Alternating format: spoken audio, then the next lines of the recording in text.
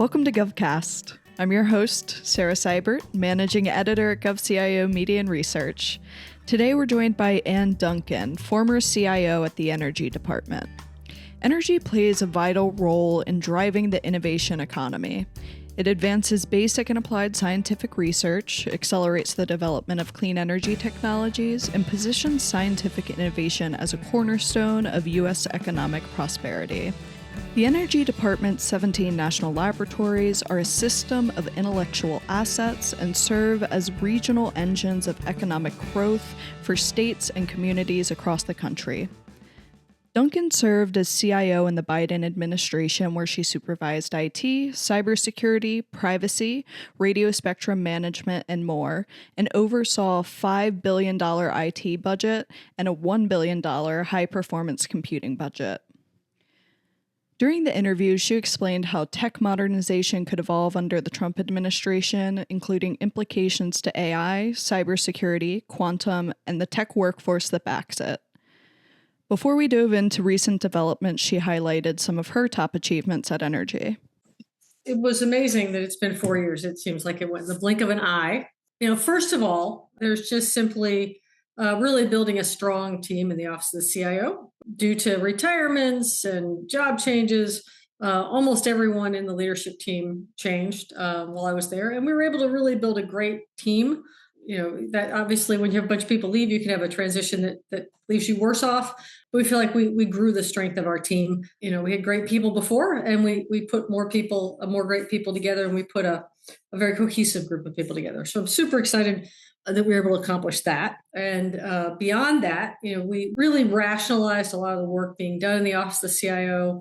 Early on, we had to develop the capability to build low-code and no-code applications, and we got that done, in a very short period of time because we had to be able to do those to support some of the COVID work. So very quickly built that up, which is something the team really hadn't done before, and we went from figure it out to becoming very good at it. And that became a core competency. We were able to deliver applications to all of DOE and deliver things like solutions to help the DOE and the IRS together deliver tax rebates for energy programs. So things like that.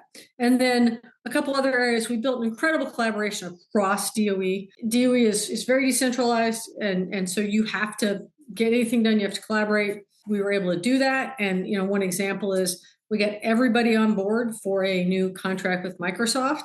We have lots and lots of clients, lots and lots of tenants, I should say, for Microsoft. And we were able to get everybody in the same contract, saved 19%, which for us is literally hundreds of millions of dollars. And then one thing I just can't fail to mention is our cybersecurity posture. We really dramatically improved our cybersecurity posture and our relationship with the world, right? So DOE is part of a big ecosystem of energy departments around the globe, of grid operators, because we operate most of the grid in the United States. And we really built those relationships with our colleagues around the world to really support our collective defense.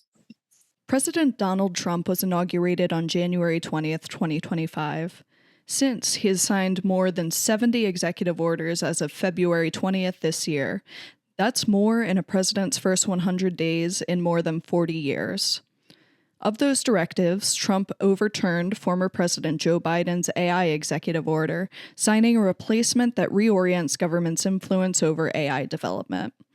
The new order revises policies calling for removal of many of the federal regulations around the tech in order to sustain and enhance America's AI dominance. Dunkin explained her perspective on the strategy shift. So, at a high level, when you look at the AI EO, the Biden EO, which was revoked, was very focused on balancing innovation with security and ensuring not only security of systems and resources, but also security of data and ensuring that the public's data was not compromised. And so, the biggest change, and I'm sure if you dig in, you can make lots of very detailed differences between the orders. But I think that the most important point is the posture is shifting from balancing security and risk with innovation to really favoring innovation with very little regard for the risk of to data, to system security. The Chinese company DeepSeek's large language model created waves at the end of January.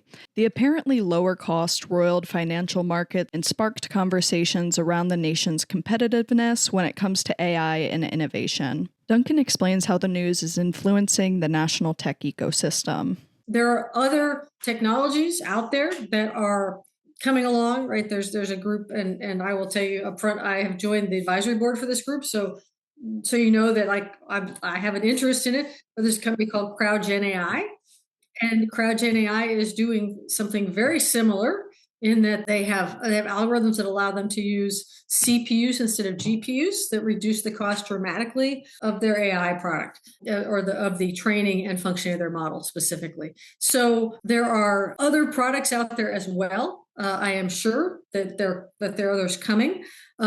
So I think that what DeepSeek does tell us is that it's clear from DeepSeek, CrowdGen AI, and whatever else is coming down the road that there are going to be tremendous opportunities to reduce the cost. Now, and by that, I mean the cost of the CPUs, the efficiency of the processing, the number of GPUs you're using, the ability to train models incrementally instead of having to retrain them from scratch. All those things are going to come down the road. And so each use of AI is going to cost us less money, but people are probably going to use more AI, right? Because that's what we tend to do. We cost reduce things and we use more of it to a certain point, and then we saturate, and we're like, there's a balance there. So DeepSeek is, a shot across the bow and a reminder to people there are other things out there, which is good. It's a technology development. I just wouldn't use DeepSeek. We're already developing AI more broadly with fewer guardrails. Boosting federal efficiency has been a major emphasis for the new administration, with Trump establishing the Department of Government Efficiency, or DOGE, on his first day in office. Dunkin outlines how efficiency has historically been initiated in government. There are ways in which we can make government more efficient. The way, and everybody in government is on board with making government more efficient.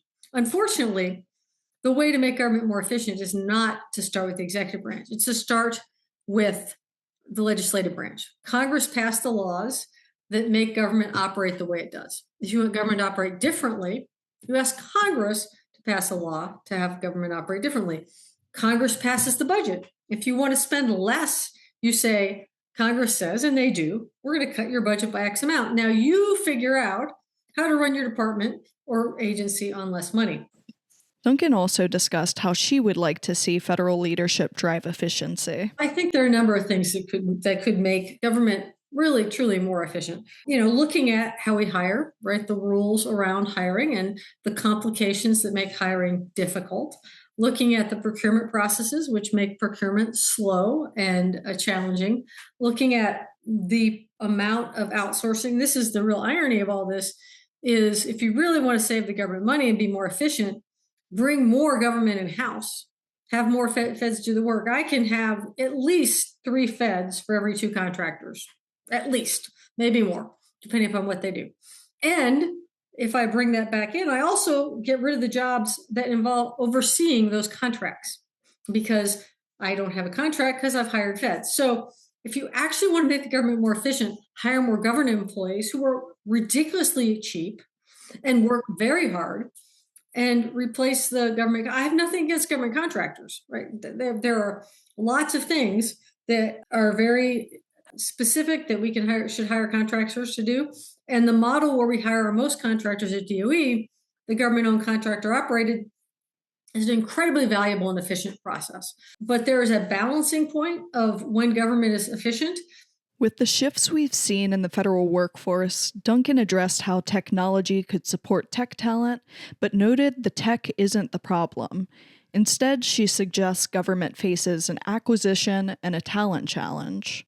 In terms of how technology could help, the government's challenges are really not technology problems. The government has actually gotten pretty good at implementing new technology, which is pretty much going to notice because there are these handful of really big monolithic old systems out there. So to say, yes, could technology help solve our problems? Sure. But the problem is that we need the talent to manage the technology. We need better procurement processes to get that technology in more quickly. So, technology doesn't manage itself. We need really smart people in the government. So to your point, where can technology help them? While that's not going to solve all the problems, you certainly can assume that AI and various automation capabilities can help the folks who are there be more effective. The question is, who's going to be there? Who's there to implement it? The United Nations declared 2025 the year of quantum, and federal agencies have increased focus and innovation around the tech in preparation for what tech leaders call Q Day, or when quantum technology will become so advanced that it can crack current encryption methods and threaten the information systems that make up the nation's digital services and critical infrastructure. Dunkin explained Energy's progress with quantum during her time at the agency and stated her ask for the new administration.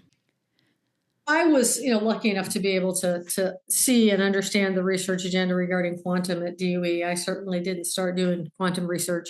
Don't have the right background for that, but was able to spend time at the 5 labs that are doing research into quantum and learning about what they're doing in terms of developing the technology to cool the quantum chips, developing substrates for quantum chips, developing actual quantum computers and controllers. So very much they're deeply engaged in multiple approaches to delivering quantum computers. And so, that's very exciting that exists at DOE. And then in terms of what the current administration should do, they need to continue to make those investments. The role of the national labs and other labs within the government is to make investments that are too expensive and too risky for the private sector to make, right? We've built the foundation for quantum computing. We've built the foundation for fusion. And, you look back through history, we built the foundation for a number of technologies and industries. So that's the government's role, and we need to keep it. If we want the United States to continue to be globally competitive and to lead the globe in much technology, we need to continue to invest in those labs that are spread across the government. So, for quantum, the answer is invest.